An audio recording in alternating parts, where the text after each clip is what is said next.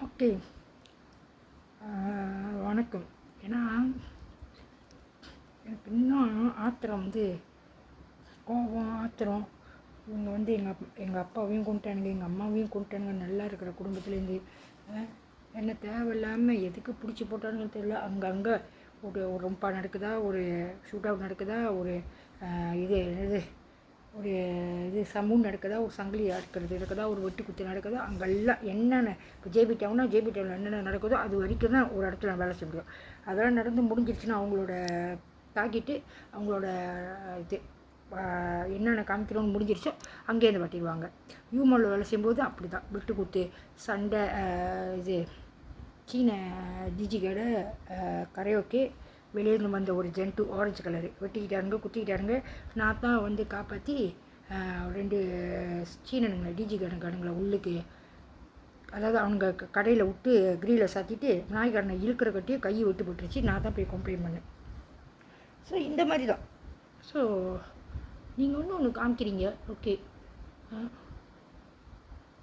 தேவையில்லாமல் என் புருஷன் குடும்பத்தையும் இழுத்து விட்டுக்கு இன்றைக்கி என் புருஷன் குடும்பம் மாட்டிக்கிட்டு அவங்க மேலே பழி போட்டுக்கிட்டு இப்போ ஏதாச்சும் ஒரு ஃபங்க்ஷன் நடந்தால் போயிட்டா போதும். அவன் வீட்டுக்கார் அந்த பிள்ளைய காதலிச்சாங்கன்னு அதெல்லாம் உண்மை தான், பொய் இல்லை அப்படின்னு. சரி, என் புருஷன் குடும்பம் என்ன வேணாலும் பழியை போட்டோம். அவங்களுக்கு இப்போ இடையில வந்தனால அவங்க என்ன செய்ய சொன்னாங்களோ அதை செஞ்சிட்டாங்க. ஓகே, பரவாயில்ல. அதனால் அவங்ககிட்ட ஜெயிக்க முடியாட்டினாலும் பரவாயில்ல. இன்றைக்கி தேவையில்லாமல் என் குடும்பத்தையும் அடித்து இன்றைக்கி என்ன வரைக்கும். ஸோ தேவையில்லாத காடிக்கு பிஜிடி 93 கோசம் ஈஸ்வரம் ஏர்பேக்கு அந்த காடி கட்டிகிட்டு இருந்தால் அந்த காடியை கொண்டு போய் எங்கேயோ நர்சிங் பிள்ளை இதெல்லாம் தெரிஞ்சவங்க தான். நாங்கள் எங்கெங்கே அனுப்பிவிட்றாங்களோ பேரா சந்தோஷா எங்கெங்கே அனுப்பிவிட்றாங்களோ பிஜிடி 93 கோசம் ஒரு இது என்ன பிரச்சனை தெரியல.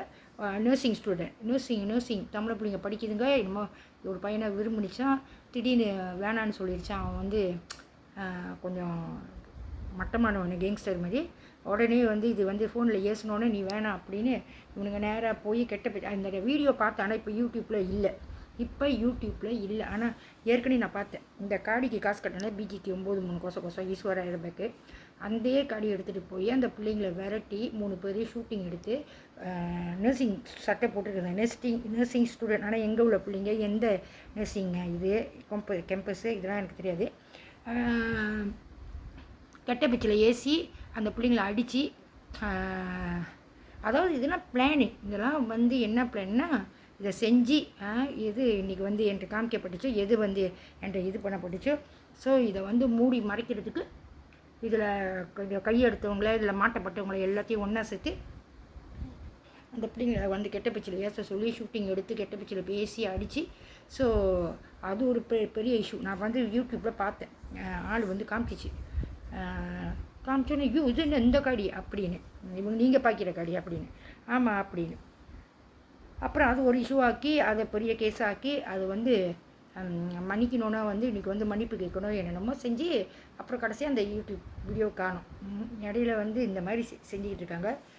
நான் தேவையில்லாமல் பகட கையாக மாட்டிக்கிட்டு எனக்கே தெரியாது நான் யாருன்னு. இவனுங்க போய் என்ன போட்டு வச்சுட்டு எனக்கே தெரியாது நான் யாருன்னு. அப்போ நீங்கள் எல்லாத்தையும் காமிக்கிறாங்க. கேங்ஸ்டர் பிள்ளைங்க சாவுறது, கேங்ஸ்டராக இருந்தாலும் குடும்பத்தில் 2 பேர் 3 பேர் ஒன்று அடிப்பட்டு சாவுறது, ஒன்று காதல் தொழிலில் தற்கொலை பண்ணிக்கிறது, பெரிய பெரிய பேர் போட்டவங்களாம் இங்கே உள்ளவங்க. ஸோ இது எல்லாத்தையும் காமிக்கிறீங்க. இதெல்லாம் காமிச்சிட்டு அவங்கள்ட்டே கொடுத்து அடி வாங்க வைக்கிறீங்க. எனக்கே புரியல. எத்தனோ வாட்டி முட்டிலாம் போட்டு கெஞ்சிருக்கேன். காரணத்தை சொல்லி அடிங்க, ஏன் சும்மா அடிக்கிறீங்க. காரணம் இருக்காது, பாட்டுக்கு அடிப்பாங்க. அப்புறம் ஏன்னா நான் சொந்தமாக போக மாட்டேன். நீங்களாம் இஷ்டத்துக்கு சொல்லாதீங்க. எந்த பொண்டாட்டியாக இது ஸ்கெண்டல் வச்சுருந்தா புருஷங்காரை ஏற்றுக்குவாங்க.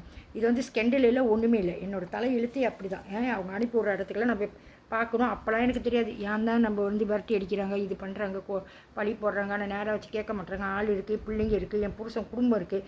நேராக வச்சு கேட்க மாட்டேறாங்க, பாட்டுக்கு பழி போடுறாங்க.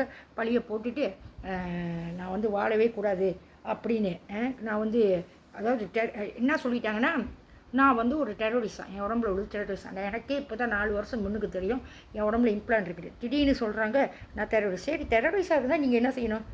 இம்ப்ளான்ட்டை கழிச்சு விட்டுட்டு நாமினேஷன் தானே என்ன வாழ விட வேண்டியது. நான் எவ்வளோ கெஞ்சினேன், எவ்வளோ போனேன், எவ்வளோ வந்தேன்னு. ஸோ கடைசியாக ஸோ இது இந்த சயின்ஸ் இம்ப்ளான்ட்னால இது பெரிய கேஸாக ஆகிட்டுருக்கு. ஸோ எனக்கும் தெரிய வேணாம், எனக்கும் தேவையில்லாத ஒரு கதை. ஸோ இவங்க வந்து காசை சாப்பிட்ணுன்னு சொல்லிட்டு இங்கே அனுப்பி அங்கே அனுப்பி அங்கே அனுப்பி அங்கே அனுப்பி உண்மையை வந்து வெளியாக்க வேணாம். ஆனால் இவங்க வந்து என் காசை உட்காந்து சாப்பிட்டு என் பிள்ளைங்களையும் பிடிச்சிக்கணும். 4 பிள்ளைங்களை வச்சு அதுங்களையும் வந்து தப்பாக பாய்ச்சி அவங்க சம்பாதிக்கிறதுல இவங்க சாப்பிடணும். ஸோ எனக்கு தேவையில்லாத விஷயம் அவங்கவுங்க காமிக்கிறாங்கன்னா, அவங்கவுங்க சொல்கிறாங்கன்னா, அவங்கவுங்க நாய்க்காரன் கூட சண்டை போடணுவாங்க வேலை இடத்துல. திடீர்னு ஸ்கூல்